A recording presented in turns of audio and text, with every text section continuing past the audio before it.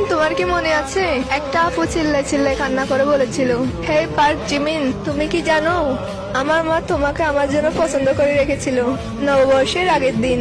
সত্যি আমি থাকতে চাই তোমার কাছে। আমি মনে হয় ভালো আছি এখানে তোমার সামনে। আমার মা যে একটু বুঝতে পারছে না তোমাকে আমার করে পাওয়া অসম্ভব, তাই তো আমি তোমাকে বলতে চাইছি, কিন্তু তুমি বারবার ফিরে আসছো আমার মনে। আমি তোমাকে বলতে চাই কিন্তু পারছি না। আমি কি করলে তোমাকে বলতে পারবো বলো জিমিন? এই কথাগুলো কত যন্ত্রণা নিয়ে এই আপুটা বলেছিল বাবু।